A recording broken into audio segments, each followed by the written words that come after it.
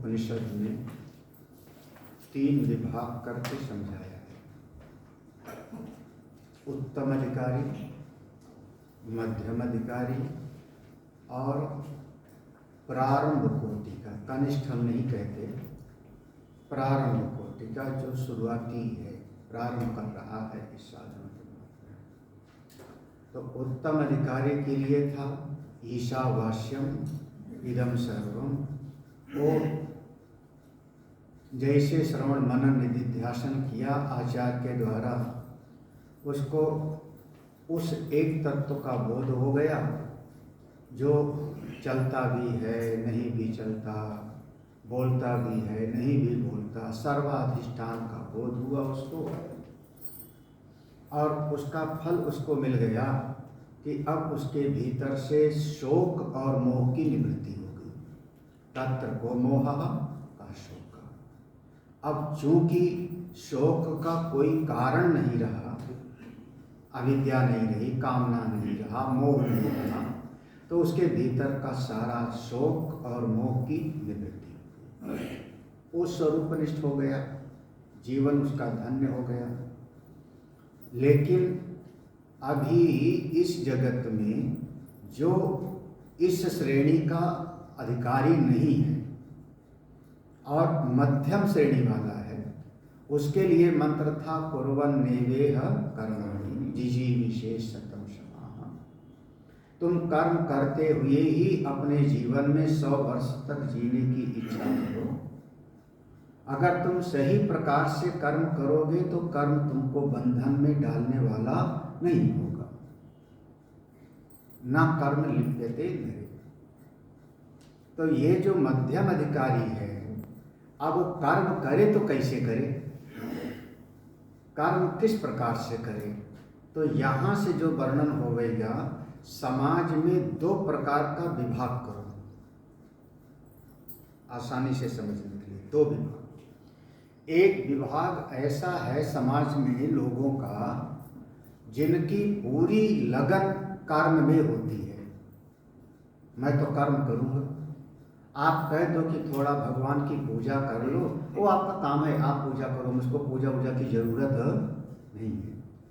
हाँ, मैं तो बस अपना ईमानदारी से कमाता हूँ, ईमानदारी से खाता हूँ, ईमानदारी से बाल बच्चे का पालन करता हूँ। हमको क्या जरूरत है संत की, भगवान की? हमको जरूरत क्या है? हम अपना परिश्रम से, मेहनत से हमने धन कमाया, अपने बाल बच्चों का पालन किया। तो ऐसे एक व्यक्ति ऐसा हुआ जो पूरी तरह से कर्म में लगा हुआ है, ऐसा हमको समाज में आपको दिखाई पड़ेगा खूब।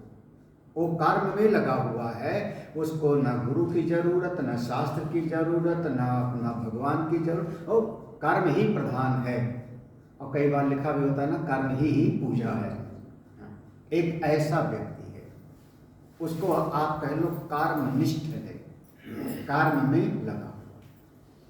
दूसरा ऐसा व्यक्ति है इस जगत में जो कर्म में तो आलसी है लेकिन भगवान भरोसे बैठा रहता है।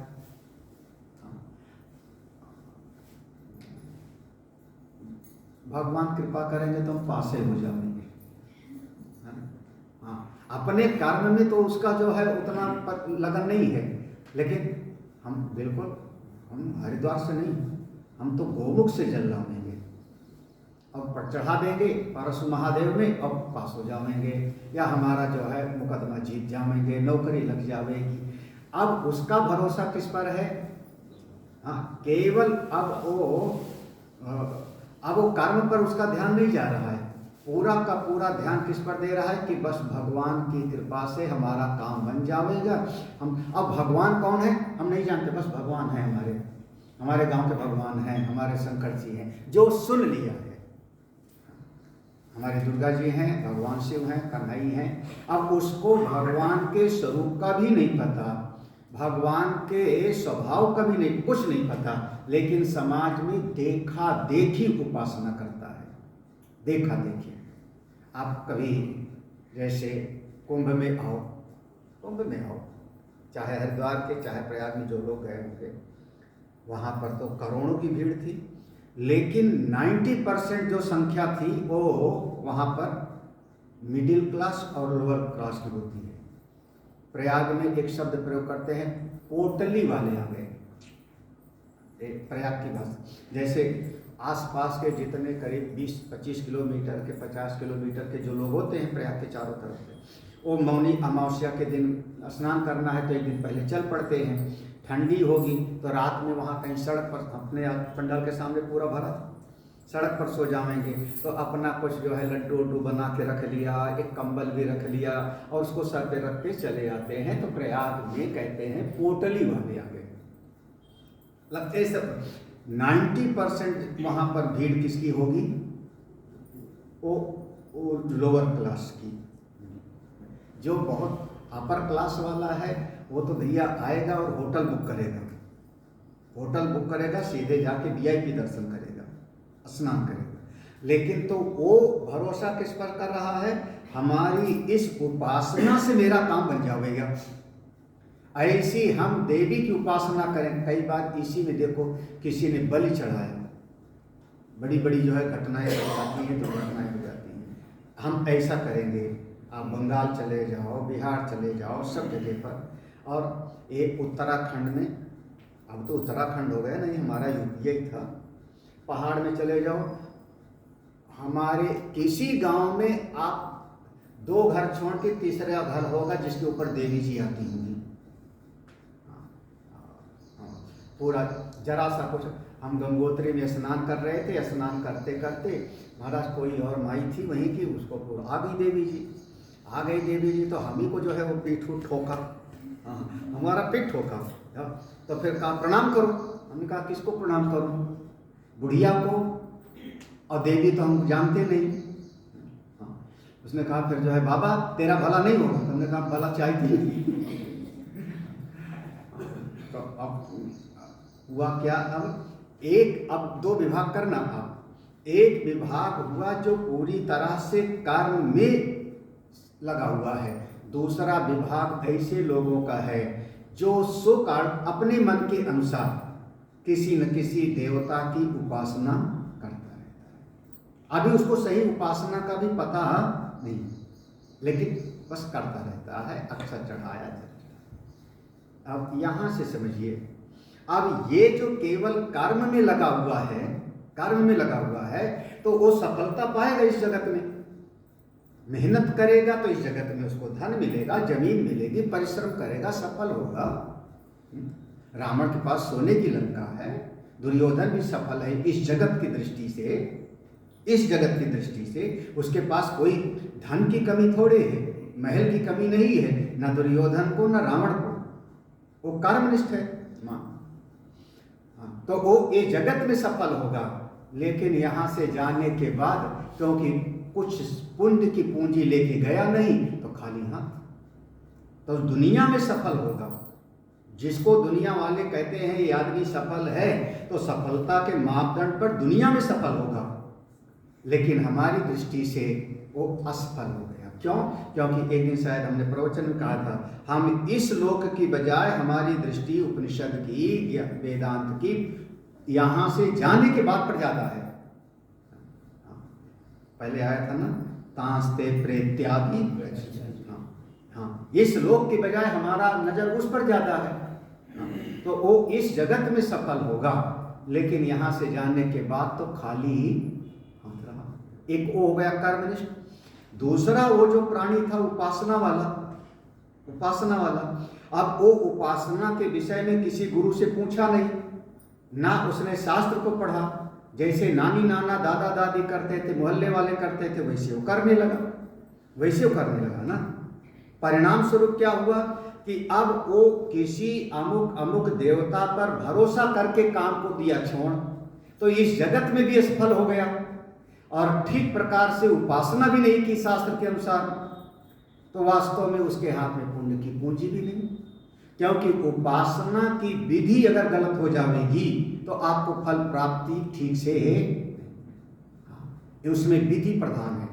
कई जैसे पंडित जी भी अब पहले आपको ऊपर जल छिड़केंगे, उसके बाद कहेंगे 3 चम्मच आप जल, देखो ये विधि है। अब पहले पानी पिला देवे और बाद में जल छिड़के, गलत हो गई विधि, गलत विधि हो गई। आप पहले आरती उतार लो, बाद में भोग लगाओ पूजा में, विधि गलत हो गई। हाँ, तो वो उपासना में एक विधि की प्रधानता है, और विधि का ज्ञान हुआ नहीं और मन मर्जी की उपासना करता रहा, तो यहाँ तो उसने परिश्रम करके सफलता हासिल नहीं की, तो ये लोक भी गया, और ठीक से उपासना भी नहीं किया तो वह लोक भी उसको नहीं मिला, तो वो वाला तो न इधर का रहा और न, कोशिश करना सुनो। अब कौन से शिव पुराण में लिखा है, अभी सुनाएंगे स्वामी अनंतानंद जी, कि 70 किलो की कांवड़ लेके चलो। हाँ, पहले 5 साल पहले 70 किलो वाला नहीं चलता था। 5 साल पर हमारे देखते देखते, क्योंकि हरिद्वार तो मैं 20 साल से हूँ, 25 साल से ना, हरिद्वार 25 साल से हूँ। हाँ, पिछले साल शुरू हुआ है। हाँ, पहले डाक कांवड़ भी नहीं थी। हाँ, डाक कांवड़ भी पहले नहीं थी। हाँ, और डाक कांवड़ नहीं थी, डीजे नहीं था। पहले लोग श्रद्धा से जाते थे, जल ला करके चढ़ाते थे, शुरुआत में ऐसे था। फिर डाक कांवड़ शुरू हुआ, फिर 22 घंटा 23 मिनट में चढ़ाएंगे, अब वो सब हुआ। फिर उसके बाद में अब ये क्या देखा देखी हुआ ना, कौन से शास्त्र में लिखा है? और कई घटनाएं, इस बार ज़्यादा घटनाएं, ये दुर्घटनाएं हुई कि 50 किलो की कांवड़ उठा लिया और जब हाय तौबा हो गई तो छोड़ के भाग गया। क्योंकि इस बार ज़्यादा होगा। 50 किलो लेके चलना आसान नहीं है। तो शुरुआत में तो जोश में उठा लिया और फिर उसके बाद जो है तो हुआ क्या। तो आप विधि पूर्वक उपासना का वर्णन हमारे उपनिषद में किया गया, पुराण में किया गया है। तो आपने तो देखा देखी किया ना, देखा देखी किया, तो विधि पूर्वक सही तरीके से उपासना भी नहीं किया। किसी भी कर्म, आप लोग जब कोई अच्छे से अच्छा आदमी भी टॉपर हो गए, नौकरी लग जावे, तो भी उसको 4 महीने ट्रेनिंग में भेजा जाता है। क्यों भेजा जाता है ट्रेनिंग में? हाँ, कोई नया क्राफ्ट जहाज आता है हिंदुस्तान में, तो उसके लिए अलग से ट्रेनिंग होती है ना प्रवीण साहब? क्यों होती है ट्रेनिंग? क्यों? वो तो पायलट पहले 4000 घंटे चला चुका है। जो पायलट है, कैप्टन है, उसके पास में रिकॉर्ड में 8 घंटे का वो एयर टाइम है उसके पास में, फिर भी उसको ट्रेनिंग में सिमुलेटर में जाना पड़ेगा। कोई चीज़ होती है तो आपको सीखना पड़ता है। अब उपासना में कांवड़ लाना है, पूजा करना है, या अमुक देवी देवता की आराधना करनी है, कहाँ से सीखा? यही जागृति विहार की घटना थी। जागृति विहार में ऐसे दीवार पर सीलन आ गई थी। घर में सीलन आ जाती है ना, उस सीलन में दिखाई पड़ने लगा कि अमुक अमुक देवता, समझ में आ रहा है ना? अब वहीं पर चढ़ावा शुरू हो गए। अब एक घटना हुई, जागृति बिहारी की दूसरी घटना थी। वहाँ पर एक कोई मंडप में सत्संग भी कराया था उस महिला ने। उसने किसी मुसलमान को किराए पे रखा, फिर उसने जादू टोना इत्यादि सब पूरा होने लगा। फिर क्या मोर पंख से झाड़ना ओढ़ना, मतलब 1 हफ्ते मेरा सत्संग सुनने के बाद, और एक रात में उसका सारा गहना दूना करके चली गई थी। याद आया पुष्पा को कि नहीं? नाम मैं भूल गया। सत्संग जहाँ कराया था उधर था मंडप, और एक महिला थी फिर जो है वो जो मेरठ में, हाँ मेरठ की जागृति बिहार, एक मोहन पुष्पा के आसपास का घर था। मैं घर भी गया था उसके पास। तो और पूरा गहना रात में करके जो है दूना, और बाद में पता लगा कि सोफा सेट और पलंग भी किराए पर था। वो किराए पर आके रहने लगी थी। क्यों फंसा वहाँ पे जाकर के? मैं कह रहा हूँ, जब एक बार 1 हफ्ते तक गीता सुन लिया, उसके बाद भी ऐसी घटना में अगर कोई फंसता है, अब ऐसे सीलन आ जाए उसमें, चाहे शिरडी का साईं बाबा देख लो, चाहे दुर्गा मैया देख लो, चाहे गणेश जी देख लो, उसमें कौन सा है? जो आपके मन की भावना होगी वही दिखाई पड़ जाएगा। यही तो है ना गंधर्व नगर। तो क्यों फंसता है आदमी? और फंसते हैं, क्यों फंसे? क्योंकि उनका कामना, उनकी नासमझी। तो अब उनका क्या हुआ? ना इधर की रही, हाँ इधर से गहना चला गया और आगे का मार्ग खत्म सत्संग का, तो न इधर के रहे। अब दो विभाग समझिए, 2 विभाग। एक कर्म प्रधान है तो यहां सफल होगा और आगे खाली बैलेंस लेके गया, और अगर केवल मनमर्जी की उपासना किया तो यहां आलसी रहा तो यहां भी नहीं सफल हुआ, और वहां पर भी खाली हाथ गया। वो दोनों। अब मंत्र पढ़िए। अंधम तमः प्रविशन्ति ये अविद्याम उपासते। अविद्याम यहाँ पर पहले है ना, अविद्याम उपासते। अविद्याम माने कर्म। यहाँ पर अविद्या शब्द है, अविद्या का अर्थ हुआ कर्म। जो लोग केवल कर्म प्रधान हैं, वो लोग अंधम तमः, अंधकार के लोक में प्रवेश करेंगे। देखो, अंधम तमः, जहां अंधकार है, तमस छाया हुआ है, उस लोक में प्रवेश करेंगे। कौन लोग? ये अविद्याम उपासते, जो अविद्या में लगे हुए। अविद्या माने कर्मनिष्ठ है, जो मैंने पहले बताया, जिनको कहते हैं ना हमको गुरु की जरूरत, ना शास्त्र की जरूरत, ना भगवान की जरूरत, हम तो कर्म करते हैं अपना, कमाते खाते हैं, ईमानदारी से कमाते खाते हैं। ऐसे लोग यहाँ जाएंगे और इससे भी गहरे अंधकार में वो जाएंगे। तातो भूय, तथा माने उससे भी ज्यादा गहरे अंधकार में वो जाएंगे। युते तमः, कौन? ये विद्याम उपासते, जो मन मर्जी की उपासना करते हैं। यहाँ नीचे विद्या शब्द है, उसका मतलब हुआ उपासना, और अविद्या शब्द ऊपर है, उसका मतलब हुआ कर्म। तो अगर केवल यहाँ विद्या शब्द मत पकड़ लेना, नहीं तो ज्ञान मत पकड़ लेना। यहाँ ज्ञान की कोई बात ही नहीं है इस मंत्र में। यही है, अपने आप पढ़ेंगे तो कहेंगे विद्या शब्द लिखा हुआ, विद्या माने ज्ञान, अविद्या माने अज्ञान। यहाँ अविद्या मतलब वह केवल कर्म में चित्तवृत्ति लगी है, वो यहाँ सफल होगा, वहाँ गया तो खाली हम।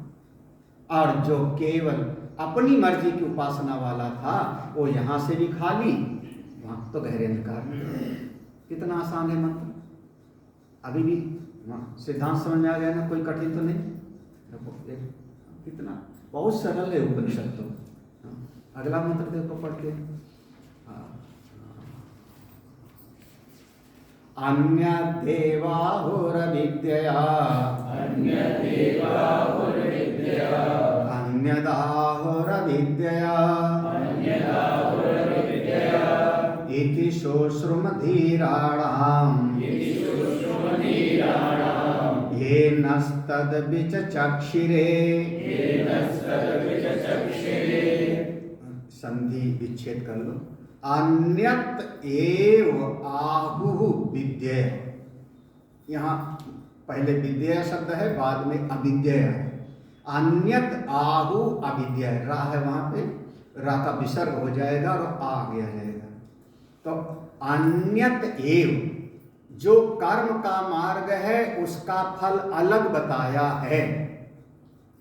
अन्यत एव, अन्यत माने अलग, कर्म का फल अलग बताया है, और उपासना का फल बिल्कुल अलग। तो पहले विद्या है तो पहले कह दिया उपासना वाला का अलग फल होगा, और कर्म करने वाले का फल अलग। कैसे आप कहते हो? तो कहते हैं एक, अब प्रमाण बुद्धि हो गई।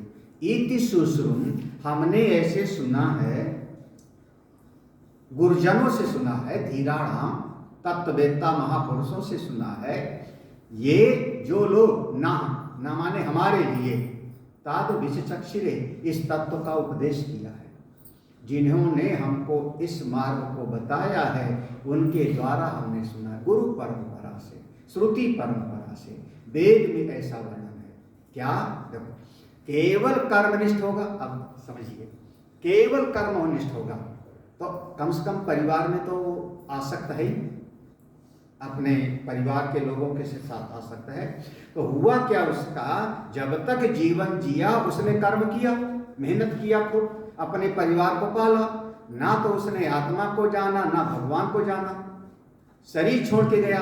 तो जीव के भीतर पहले भी आया था, यथा कर्म यथा श्रुति, जैसे संस्कार होगा, वो जो भीतर का जीव है वो जहां जहां उसकी ममता है वहीं पुनः आकर के आवेगा। तो यहां से गया, जाकर के कुछ समय तक पितृलोक में रहा, 10 दिन 12 दिन 13 दिन, और उसके बाद जहां ममता होगी वहीं पर, इसलिए महाराष्ट्र वगैरह की तरफ में परंपरा है कि जो दादा का नाम होगा वही पोते का नाम रख देते हैं, कहते हैं वही है। कई जगहों पर है, साउथ में भी ऐसा कहीं कहीं है। और कई बार घर में लोग भी कहते हैं, छोटा बच्चा पैदा हुआ तो कहते हैं देखो उसके उनके जैसे नाक मिल रही है, उनके जैसे आंख, वही आए हैं। इसका मतलब हुआ कि पुनः वहीं पर आया। तो यहां से गया, जाकर के कुछ समय तक वहां रहा,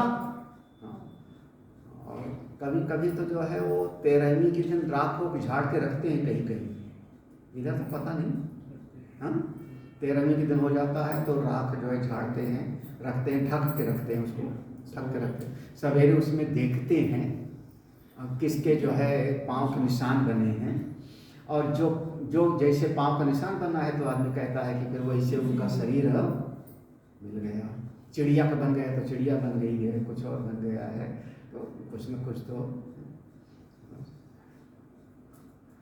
हमारे कोई परिचित में किसी की डेथ हुई थी, और जो रखा उखा तो सवेरे हमारे घरों में देखा तो उसमें जैसे छिपकली गई थी। तो उन्होंने कहा कि जब जिंदगी भर बुराइयां की हैं तो छिपकली ही बनी होगी। मतलब भाव यही है कि जहाँ ममता है वहीं आप दोबारा भी आ गए। तो आपका जो है एक कर्मणा पितृलोका, एक कर्म की गति हो गई, कर्म की गति हो गई। अच्छा, अब दूसरी तरफ देखो, वो जो उपासना करने वाला था, उपासना करने वाला, और ध्यान रखना यहाँ पर शास्त्रीय उपासना नहीं, कौन सी, हाँ, अपनी मनमर्जी का देखा देखी जो उपासना करने वाला था, वो जो देखा देखी अपनी मर्जी का उपासना। अब कई बार पहलवान की पूजा होती है, कई बार भूत प्रेत की भी पूजा होती है। गीता जी में भगवान ने कहा जो भूत प्रेत की पूजा करता है वो, ऐसे है,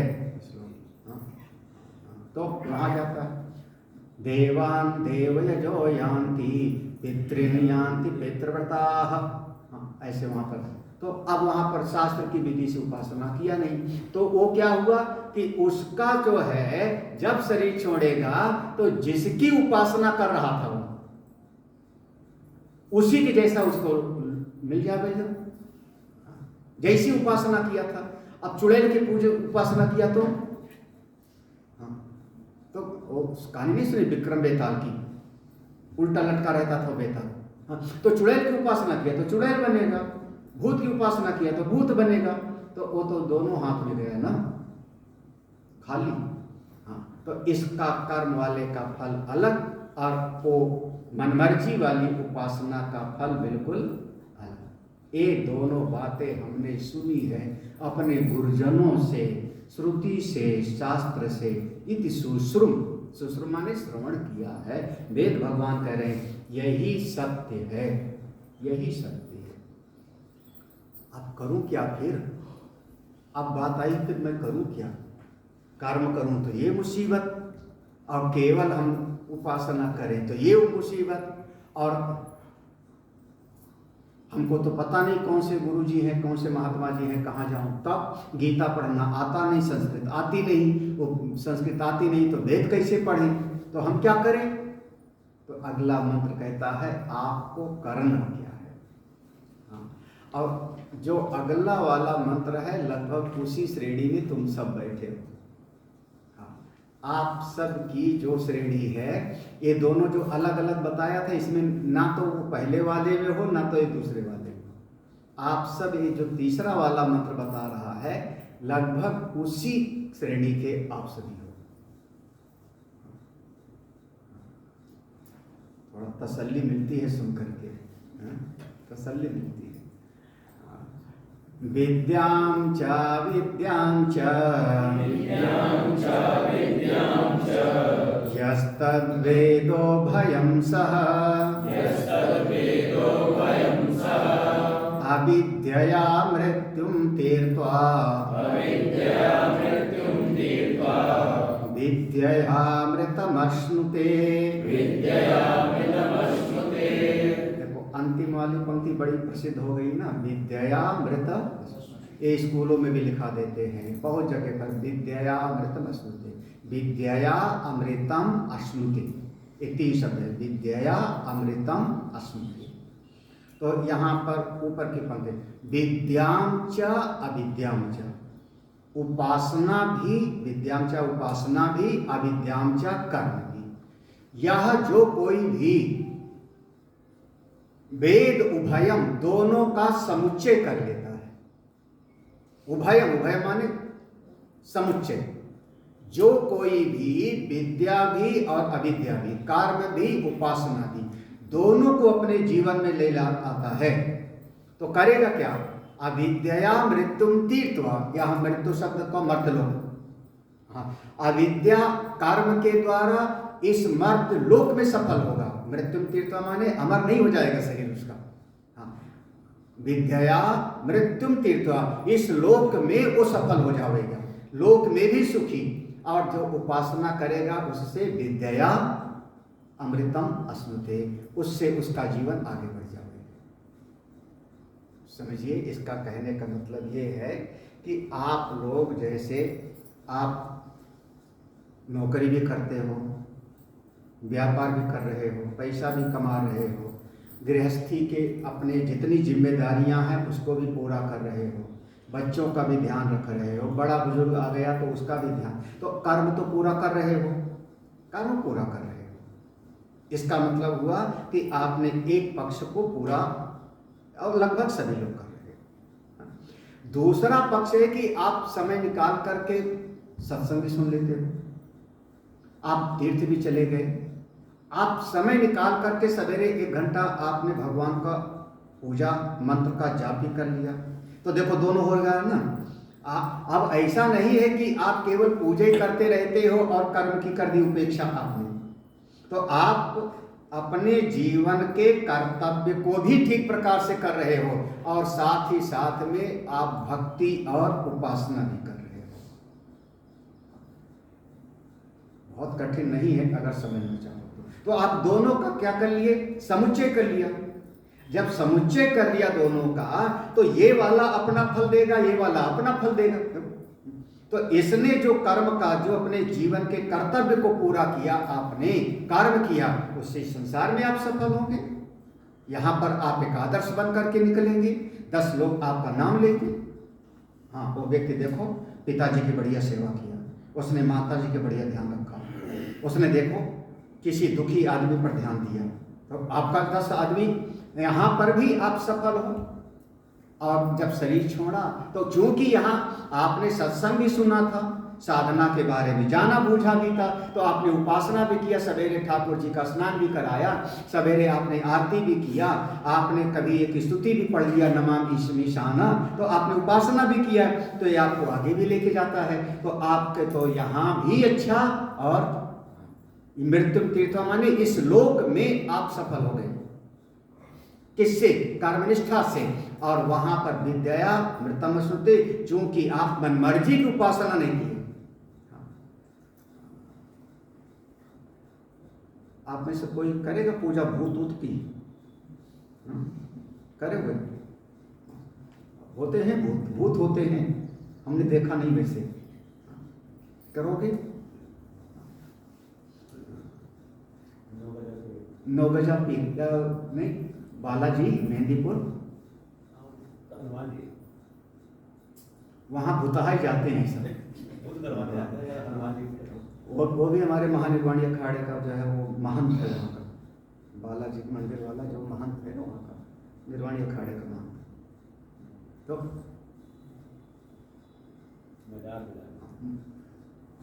ये बड़ी मुसीबत है। गुरु जी जहाँ से भला हो जाए उसी की जाए, चाहे मुरादाबादी हो गई, चाहे फलाना धमाका हो गई, बस फिर तो भटकेगा, फिर भटकेगा। अब एक बार समझ लिया कि अरे सारे भूतों का स्वामी मैं बैठा हूँ। अगर मान लो योगी बुलडोजर बाबा आपके मित्र हो जाएं, तो आपके जो है मेरठ का IAS PCS जो भी होगा वो क्या करेगा फिर? हाँ, वो फिर मतलब आपके अधीन हो जाएगा, वो फिर आपके अधीन हो जाए। अगर वो हमारे अपने हैं बड़ा वाला, तो यहाँ का छोटा मोटा अधिकारी तो आपके आगे पीछे चक्कर काटेगा ना। इसीलिए तो लोग बड़े से जाके दोस्ती बनाते हैं।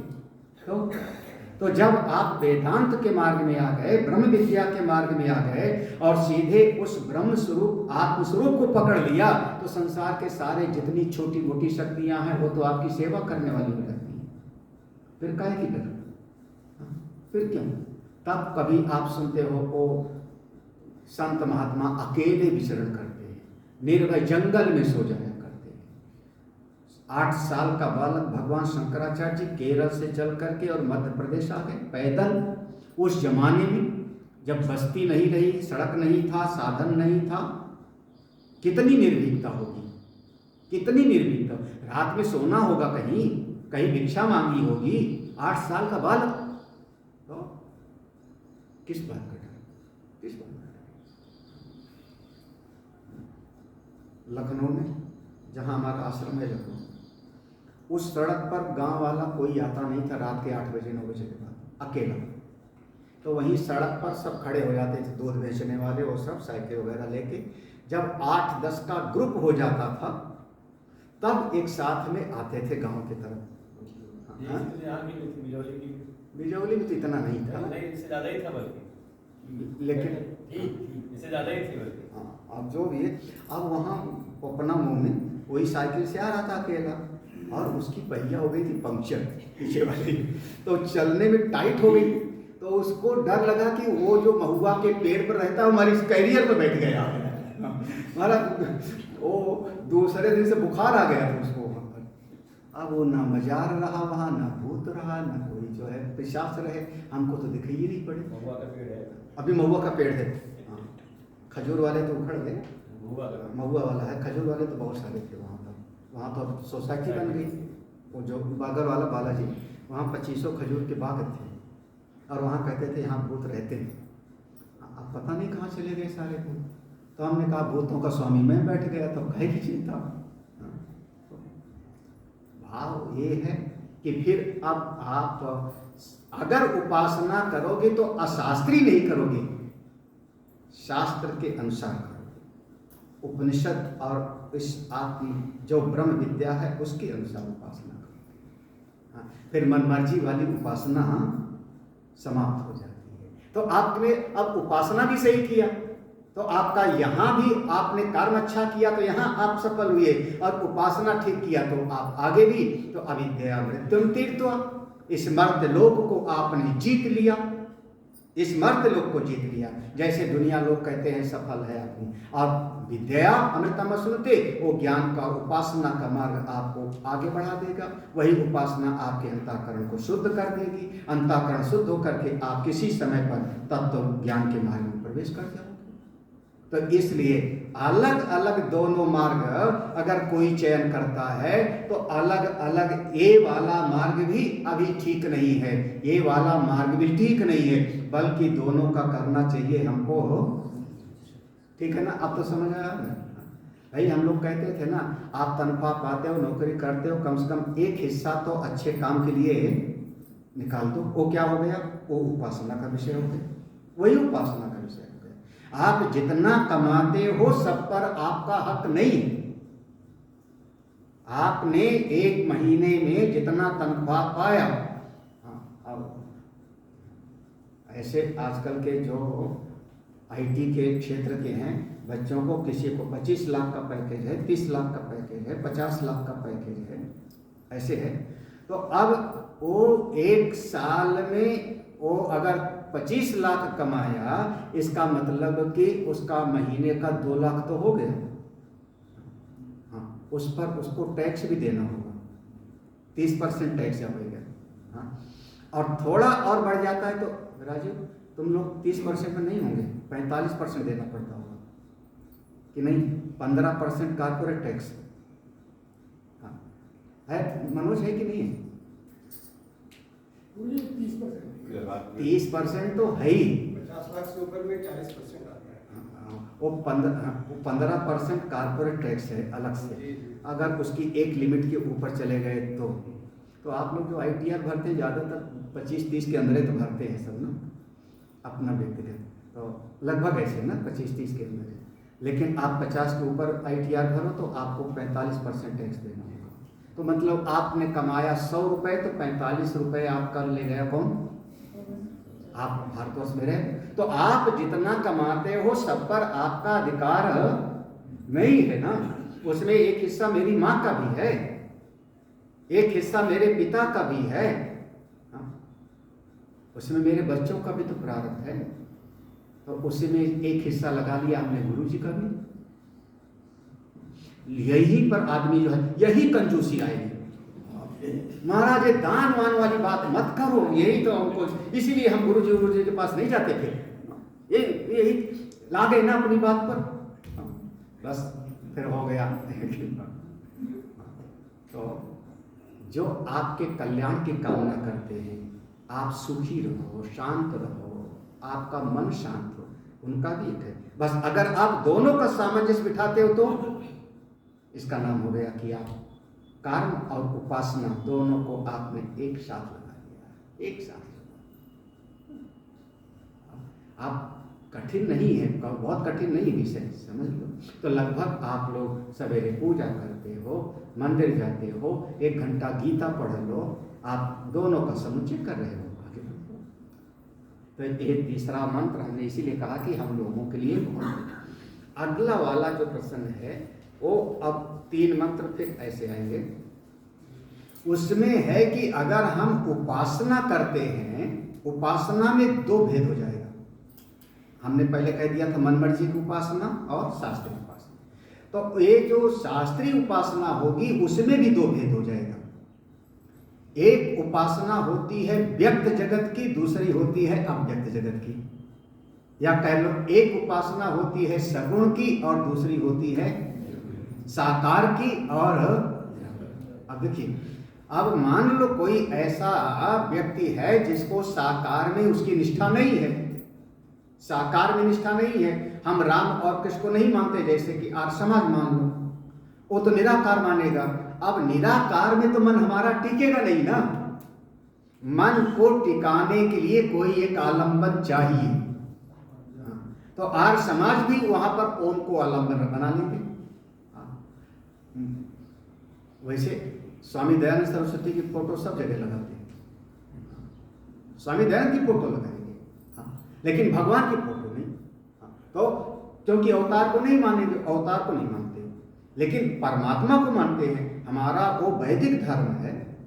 तो अब मन को कहाँ टिकाओ, तुम कहाँ टिकाओ, मन टिकेगा नहीं। तो अगर किसी ने केवल भगवान की एक मूर्ति पर टिकाया अपने मन को, तो मूर्ति तो हम बनाए ना, इसी दुनिया में बनाए हम। बढ़ई ने बनाया, लुहार ने बनाया मूर्ति को, मुरादाबाद में सांचे में ढली, उसमें हमने प्राण प्रतिष्ठा कर दिया, इतने तो है ना। लेकिन है तो वो साकार ही ना, वो क्या कोई महात्मा नहीं जानते, सब जानते हैं कि वो साकार है। मन को एक टिकाने का हो गया, तो आपने साकार की उपासना की। दूसरा है जो कहता है साकार पे मेरी दृष्टि नहीं, मैं तो केवल निराकार की उपासना करूंगा। अब अलग अलग दोनों की जो उपासना करने वाला है उसकी यहां पर श्रुति भगवती ने निंदा की, उसकी निंदा की। अब हम कहें अच्छा हमारी माँ साकार है कि निराकार, हमारे पिताजी साकार है कि निराकार? हमको अपने पिताजी की सेवा करनी है, हमको अपने पिताजी माताजी की सेवा करनी है। साकार है क्यों निराकार? साकार में निराकार है। हाँ, साकार के अंदर निराकार है। साकार है या निराकार? मेरा ये शरीर तो उनका साकार है ना।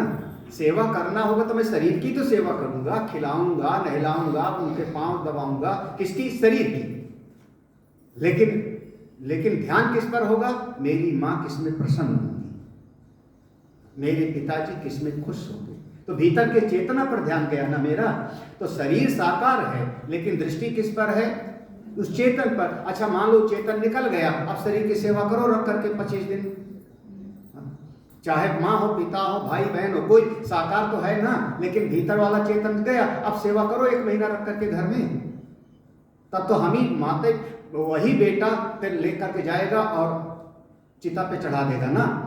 तो केवल साकार की उपासना करोगे, आपकी अकल अभी कम है। और कोई कहे कि नहीं मैं तो पानी ओनी नहीं, मैं तो माँ की सेवा करता हूँ, पिताजी की सेवा करता हूँ। पिताजी ने कहा बेटा 1 गिलास पानी पी लो, चुप रहो, पानी सवेरे से शाम तक समा, मतलब 1 गिलास पानी। ऐसे बहुत लोग होते हैं, हम तो गुरु जी की फोटो घर में लगा रखे हैं, हमारी गुरु जी पर बड़ी श्रद्धा है, और गुरु जी महीने भर से भूखे बैठे। अब बताओ क्या करोगे फिर? गुरु जी को मानते हैं, गुरु जी की नहीं मानते, वो ये अलग बात है। हमारी बात है कि गुरु जी पर बहुत श्रद्धा है हमारे, हम गुरु बहुत श्रद्धा है, फोटो लगा रखी है। अब गुरु जी को सर्दी में ठिठुर रहे हैं, लेकिन कंबल भी नहीं दिया, तो मतलब अब फिर गुरु जी के हृदय से आशीर्वाद निकलेगा कि वो वाला दूसरा निकलेगा? क्या निकलेगा फिर? अच्छा और कोई आवे और फिर अब गुरु जी के शरीर को सवेरे से शाम तक आपकी सेवा करूंगा, कंबल उड़ाऊंगा, आपको खूब ध्यान रखूंगा, और कहना एक न माने, कहना एक न माने, आप क्या कहोगे? तो मेरे भाई दोनों को आप सामंजस्य बिठाना पड़ेगा। साकार की भी सेवा और निराकार पर भी कोशिश करना। भाव बहुत कठिन नहीं। हाँ, एक एक को पकड़ोगे मुसीबत हो जाएगी। साकार निराकार दोनों को आप मिला करके चलो। जब हम भगवान कृष्ण के विग्रह को जल चढ़ाते हैं, पूजा करते हैं, पत्र पुष्प अर्पित करते हैं, तो सामने साकार है लेकिन मेरी दृष्टि में निराकार है। वो चेतन तत्व सच्चिदानंद रूपाय हमारे बोध में है कि शिवलिंग ही केवल सत्य नहीं है, इसके भीतर जो चेतन है वो शिव है। वो मूर्ति उपहित चेतन शिव है। जैसे शरीर उपहित चेतन आत्मा है, ऐसे वो विग्रह उपहित एक कृष्ण केवल एक राम एक केवल शरीर मात्र नहीं है। वो तो एक ने यहाँ पर इतनी बड़ी विग्रह मूर्ति रखा, वहां इतना बड़ा रखा, वहां इतना बड़ा, तो केवल विग्रह नहीं है। इसमें जो चेतन है सच्चिदानंद वो परम, मैं उनकी पूजा कर रहा हूं। थोड़ी दृष्टि को व्यापक बनाओ, दृष्टि को व्यापक। हम पूजा करते हैं, जल चढ़ाते हैं, साकार ध्यान होता है हमारा। अगर ये दृष्टि है तो आपका बहुत बढ़िया। अभी 3 मंत्र एक साथ हैं, आप समझ लेना, आसान है। अंधम तमः प्रविशन्ति ये संभूतिमुपासते ततो भूयैव ते तमो यावु संभूत्या गुम्रताः। अंधम तमः प्रविशन्ति, अंधकार के लोक में वो लोग प्रवेश करेंगे। ये असंभूति उपासते, ये असंभूति, जो लोग अव्यक्त की उपासना करते हैं, अव्यक्त की निराकार की उपासना करते हैं, क्योंकि मन टिकेगा नहीं वहां पर, तो ना इधर के रहे ना उधर के रहे, तो वो लोग अंधकार में प्रवेश करेंगे। उससे भी गहरे अंधकार में हो जाएंगे। तो माने उससे भी गहरे अंधकार में वो लोग जाएंगे जो लोग व्यक्त जगत की उपासना करते हैं। संभूत्या गुम्रता, संभूति के ऊपर केवल एक शरीर की उपासना करते हैं, व्यक्त की।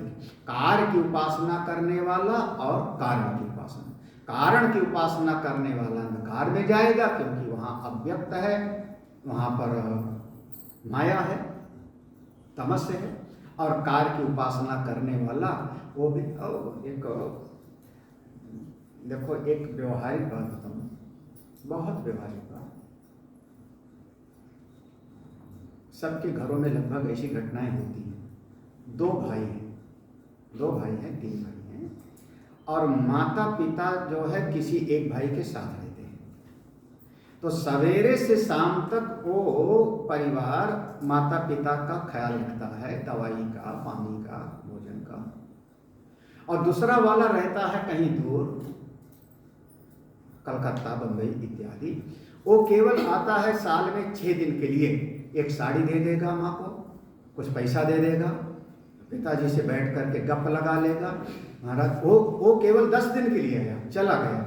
अब वो जो माँ बाप घर में है ना, जब कोई आ जाएगा, हमारा वो बेटा बहुत बढ़िया, हमारी वो बहुत बढ़िया, हमारी वो बहू बहुत अच्छी। और ये जो सवेरे से शाम तक आपके पीछे घूम रही है वो, और फिर वहां से जो सवेरे से शाम तक सेवा करती है ना, वो भी चिढ़ के कहती वहीं जाओ ना, फिर नहीं तो वहां उनका मन नहीं लगेगा। आप समझिए ना। तो वो जो दूर रह रहा है वो आपके दिल के नजदीक हो रहा है, और जो पास में शरीर की सेवा कर रहा है वो थोड़ा सा वहां पर रोज सवेरे शाम लड़ाई, ताने, झगड़ा। तूने ये नहीं किया, तूने मेरी बेटी आई थी तो उसको ये नहीं दिया था। ये भगवान, शायद नहीं होता ना घर में किसी के, नहीं होता। बस अब समझ। तो एक वो हुआ जो केवल व्यक्त की उपासना करने वाला, दूसरा वो हुआ जो तो वो वाला भी अधूरा है, ये वाला भी अधूरा है। यहाँ ये जो अव्यक्त की उपासना कर रहा है अंधकार के लोक में जाएगा, क्योंकि वहां पर अव्यक्त की है। जो व्यक्ति की उपासना कर रहा है वो धक्का खाता हुआ आएगा, वो बार बार वो भी कष्ट में होगा। उपाय क्या है? तो देखो दूसरा मंत्र, अन्य देवाहुर संभवात् अन्यदाहुर संभवात् इति शुश्रुमधीराणाम् येनस्तद्विचक्षिरे अन्यत एव आहु, अलग ही फल है जो संभवत संभूति की उपासना व्यक्ति की उपासना करेगा उसका अलग फल है, और जो अव्यक्त की उपासना करेगा उसका फल बिल्कुल अलग है। ऐसा हमने महापुरुषों से सुना है, श्रुति से सुना है। तो उपाय क्या है? तो उपाय दोनों को आप जो है सामंजस्य बिठाओ। संभूतिं च विनाशं च यस्तद्वेदो भयं सः विनाशेन मृत्युं तीर्त्वा संभूत्यामृतमश्नुते। यहाँ जहाँ पहले संभूति में लिखा है ना, उसके आगे आ लगा करके तो अर्थ समझना है, लिखना नहीं वहाँ पे। अर्थ जो है वहाँ असंभूति का है, क्योंकि अगला शब्द है विनाशम। तो विनाश कौन होता है? जो कार्य होता है। जो कार्य है वो परिणमित होगा, कार्य है उसका विनाश होगा, वो मरण धर्म होगा। तो वो संभूति जो कार्य है वो वहाँ पर विनाश शब्द से है। तो जो कारण के रूप में है अव्यक्त, उसके लिए हो गया असंभूति। तो पहले आ लगा के समझेंगे तो समझेंगे। तो असंभूतिं च विनाशं च, तो दोनों, कौन सा? निराकार की भी और साकार की। जो दोनों को ठीक ठीक समझता है,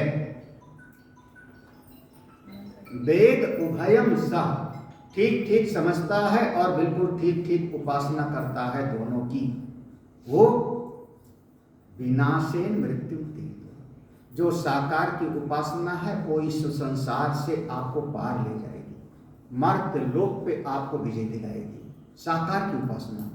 और वो जो निराकार की उपासना थी वो निराकार की उपासना आपको अमृतत्व तक ले जाएगी, वो निराकार तक ले जाएगी। जब दोनों किया तो साकार की जैसे साकार की उपासना किया किसी ने, भगवान के किसी रूप की उपासना किया, तो भगवान ने उसको आशीर्वाद दिया, भगवान ने उसके दुख को दूर कर दिया।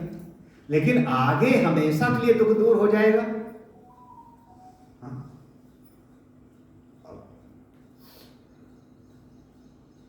मनु शत्रुपा ने तप किया, भगवान ने दर्शन दिया। अब साकार की घटना हो रही है ना, साकार की घटना हो रही, तपस्या भी किया तो साकार शरीर से, भले पांव पे खड़े होकर तपस्या किया, और जिसने दर्शन दिया वो भाई नेत्रों से दिखाई पड़ा ना, तो साकार हो गया। तो वो कृपा तो हुई, कृपा हुई, उनके यहाँ बेटा बन करके आए, लेकिन परम गति की प्राप्ति तो नहीं हुई ना। अब समझिए, फिर वो आखिरी समय में राम राम कह करके फिर शरीर को छोड़ना पड़ा। तो साकार वाला जो उपासना होगा, अब ऐसा कहीं वर्णन नहीं है, आपने कभी नहीं पढ़ा होगा कि दशरथ जी महाराज वशिष्ठ से ब्रह्म विद्या पूछे हों। घर में है गुरुदेव, तो राम जी ने उनसे ब्रह्म ज्ञान प्राप्त किया।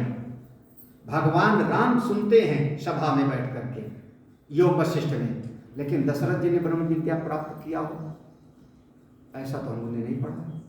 तो माना गया कि दशरथ जी को भी वह लोक मिलता है, अलग से एक लोक मिलता है, ना कि उनको परम गति की प्राप्ति नहीं मानेंगे। तो साकार की उपासना, उसने आपको फल दिया, फल देगा, उससे आप इस जगत में। और अगर वही दशरथ जी महाराज बाद में ब्रह्म ज्ञान भी प्राप्त कर लेते तब, हाँ चलो अब भागवत में याद रखना, भागवत जी में वसुदेव और देवकी की उपासना का फल है कि कन्हई उनके यहाँ पर आते हैं। ये तो साकार का फल मिल गया, वो द्वारकाधीश के पिताजी हैं, कोई कम थोड़े है। हाँ, लेकिन बाद में जो भागवत जी का 11वां स्कंद है उसमें यही वर्णन आएगा कि देवर्षि नारद आए और वसुदेव और देवकी को 9 योगियों का संवाद सुना करके ज्ञान प्रदान किया, जो आज हम 2 मिनट में नाम लेके गायब हो जाएंगे। कभी हमने सुनाया होगा एक हफ्ते कभी सुनाया होगा, शायद याद हो तो, हाँ, 11वां स्कंद। लेकिन आज वो 2 मिनट में जो है वो पूरा का पूरा हो जाएगा। मनोज क्या सोच रहे हैं? नहीं बोलो कि पूरा सुनाओ। तो कल कोई कह रहा था आप जो है मेढक के जैसे जो है चल रहे थे आज, मतलब एक कथा हुई, एक कथा हुई, एक कथा हुई, एक कथा हुई, है ना।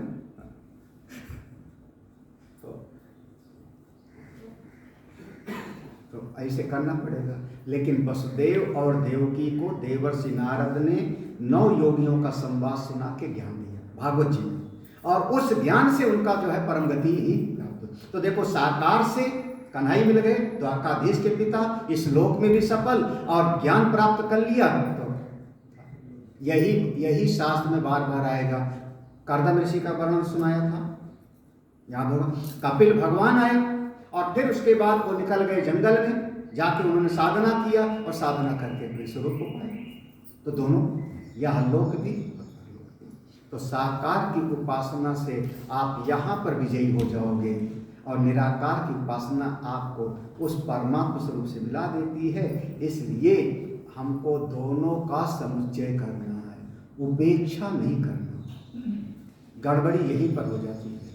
जो अयोध्या में राम का उपासक है या वृंदावन में कन्हई का उपासक है, वो गीता सुनना नहीं चाहता। उसको गीता काशी जाओ, वो तो ज्ञानियों की बात है। ज्ञानी बड़े निखट्टू।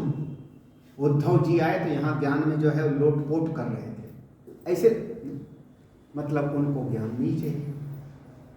राम के उपासक सीताराम सीताराम करो, सीताराम बेड़ा पार करें, सीताराम सीताराम सीताराम सीताराम सीताराम। और आपको शायद मैं बताऊं, आप गूगल सर्च करके देख लो या आप पता करके देख लो लोकल, जितने मुकदमा अयोध्या और वृंदावन में हैं उतने मुकदमा हरिद्वार में नहीं है, काशी में नहीं।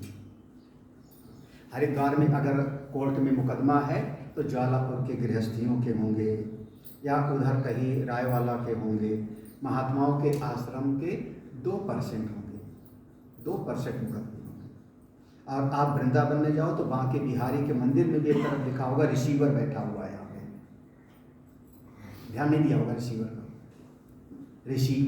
बांके बिहारी के मंदिर में भी रिसीवर मतलब एक कोई मंदिर है, उस मंदिर पे एक का मलकाना हक है, दूसरे ने कहा कि नहीं मेरा हक है, तो 2 पार्टी लड़ गए, कोर्ट में चला गया, कोर्ट ने जो है तीसरा रिसीवर बिठा दिया। और कई बार इसको प्रायोजित करते हैं हमारे मंदिरों को कब्जा करने के लिए, सरकार कर रही है। हाँ, कि कोई न कोई एक पार्टी को खड़ा कर दिया, उसने एप्लीकेशन दे दिया, विवादित हो गया तो जब तक निर्णय नहीं होगा तब तक एसडीएम के एडीएम के कंट्रोल रिसीवर, यानी मंदिर एक तरीके से हमारे अधिकार से चला गया। तो आप पता करके देखो, क्यों उपासना तो करते लेकिन एक की उपासना अधूरी। इसीलिए मैं कहता हूँ आप लोग बहुत अच्छे हो, लाखों से अच्छे हो। हमारे समाज में जो उपासना भक्ति कर रहे हैं उनमें से लाखों से अच्छे हो, क्योंकि दोनों, और ऐसा नहीं है कि आप अपने कर्तव्य की उपेक्षा कर रहे हो, जो जिम्मेदारी है उसको भी बढ़िया आप कर्तव्य भी निभा रहे हो। आज उपनिषद पढ़ रहे हो, गीता पढ़ रहे हो, सत्संग सुन रहे हो, आप समझते हो कि साकार क्या है, और बस नारायण की बहुत बड़ी कृपा है, बहुत बड़ी कृपा है। नहीं तो इसका वाला ये वाला उसमें फंसा रहता है। ये आज यहाँ पर विश्राम दे रहे हैं, कल सवेरे एक उपनिषद पूरा कर देंगे।